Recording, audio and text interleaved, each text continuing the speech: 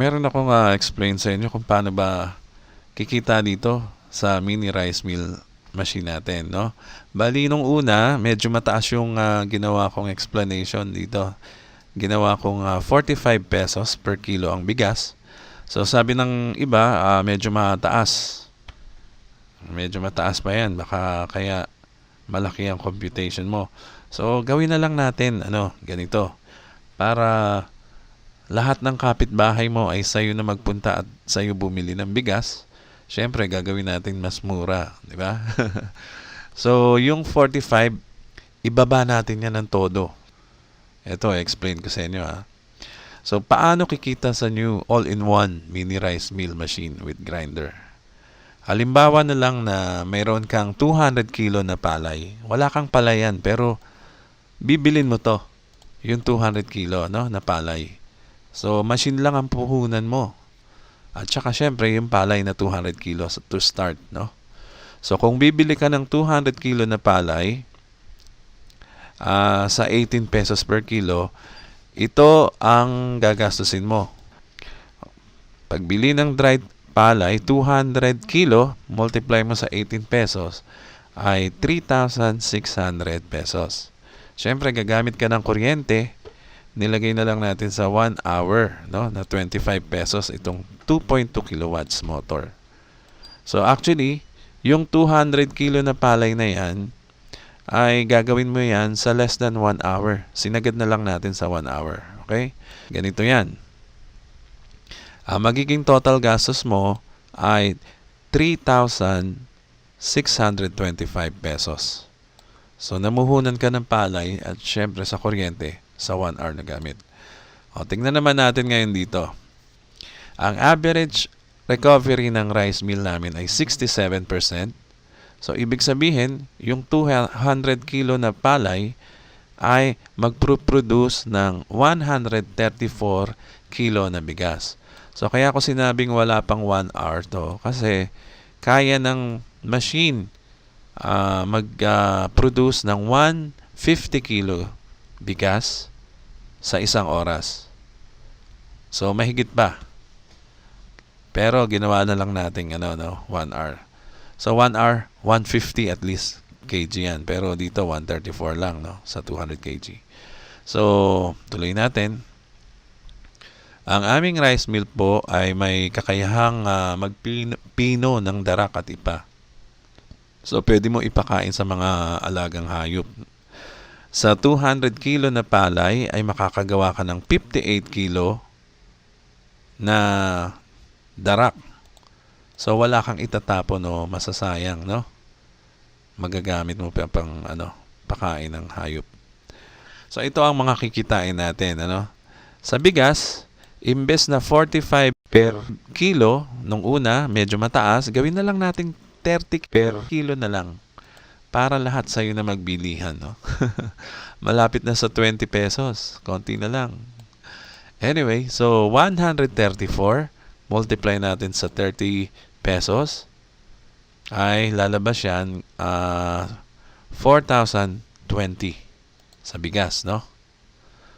And then, sa darak naman, 58 times 8 is 464. At least nabenta mo pa yung darak, no? Meron ka pang, may pakinabang pa siya. So, ang gross income mo, ito ang total na kinita. 4,484 pesos. So, dahil gumastos tayo, syempre, ng puhunan kanina ng palay na worth 3,625, ibabawas natin yan, syempre, sa kinita natin, no? Kasama na yung kuryente. So, ang suma total pala, so kaya naka-minus to, no? Ang suma total ay 859 pesos na lang yung profit mo. Okay? Profit na yan, no? So, alalahanin nyo, 1 oras nyo lang yan ginamit yung machine. Meron ka ng 859 pesos. Okay? Kung 859 pesos yan, multiply mo yan sa 1 linggo, let's say araw-araw, pinapaikot mo yung puhunan mo. Let's say, di ba meron kang 4,484? O di ibili mo uli ng palay yung 3,600, meron ka ng profit nito, no? Kinabukasan, magtinda ka na naman. Okay? Kung 7 araw ka, o 1 linggo, wala kang pahinga, no? 1 oras, 1 araw lang trabaho mo, no? Yan lang ang ginagawa mo, 1 oras, 1 araw, 859 ang tubo mo o profit mo. Magkano yan sa 1 linggo? Times mo sa 7. Sa 1 linggo ay meron kang 6,013, no? Profit na yan, no? Labas na lahat dyan na ginastos mo. Kuryente, tsaka yung palay na ginastos mo. So, kung 1 linggo ay 6,013, meron tayong 4 na linggo sa 1 buwan. Times mo yan sa 4 na linggo, mag-a-average ka niya ng 24,000 pesos. 1 buwan pa lang to, ha? Profit na to, ha? Nabawi mo na yung puhunan mo sa rice mill. O, di ba maganda rin? Sa 1 linggo is 6,023. Lagyan natin to. Yan. So, hindi na masama kumita ng ganito, no? Profit, net profit na. Ito ay mababawi mo agad. Mali na to. Kasi ito yung previous, feasibility study, no? Ay mababawi mo agad kasi linagay natin sa buong 1 buwan, ano? 1 buwan, yan. Nagamit ang machine. Pero tignan mo, 1 buwan yan. Ilang oras mo ginagamit ang machine sa 1 araw? 1 oras lang. sobrang tamad mo pa niya, no? 1 oras mo lang pinatakbo yung machine. O, buong buwan, bawi mo na yung ginastos mo. O, multiply mo yan sa 4, 24,000 yan, no? Sa 1 buwan, yung 7 times 4 is 28 days lang. Meron pang 29, 30, 31. May 3 days pa, no? So, ibig sabihin, plus 859 plus 859, ayan, 30 days. Pasok ka doon sa puhunan mo ng rice mill. So, 1 buwan lang talaga, bawi mo na yan. Sa 1 oras na trabaho per day. Bukod pa dyan, may extra income ka pa, no? Dito. Ito yung pinag-uusapan natin ay ititinda mo lang yung giniling mong palay, no? Kiniskis mong palay sa machine. What kung meron pang mga kapitbahay mo na magpapakiskis ng palay sa'yo? So, meron kang dagdag na kita. Dahil ang aming mini rice mill ay may kakayahan mag-crush o magdurog ng mais at pulverize, magagawin niyang pulbos, yung mais, at magdurog, parang ginagawang rice.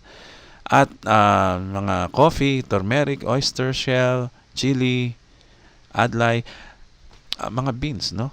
So maraming gamit ang machine. So, possibility, ang mga kapitbahay mo, merong papapulbos, magpapadurog, magpapagiling ng palay. So, i-charge mo sila doon, syempre, di ba? And by the way, ang charge sa kuryente, tandaan mo, para makuha mo yung profit mo, ayan, sa 1 oras na pagpapatakbo ng machine ay 25 pesos lang. So, ang dami mo nang magigiling na bigas niyan ng kapitbahay mo. Anyway, so, ayan lang muna. Panoorin nyo na mabuti ito uli. Pag-aralan nyo, tignan nyo kung pwede ba magawa. Yung example ko, 1 oras, 1 araw lang yan. Paano kung masipag ka, no? Masipag na tao ka. Yung 1 oras na yan, hindi ba masyadong nakakahiya yan sa'yo? 1 oras ka lang magtatrabaho. Meron kang 6,023 1 linggo. Okay? Hanapin nyo lang po ang FB page namin, Simple Machines PH. Salamat po.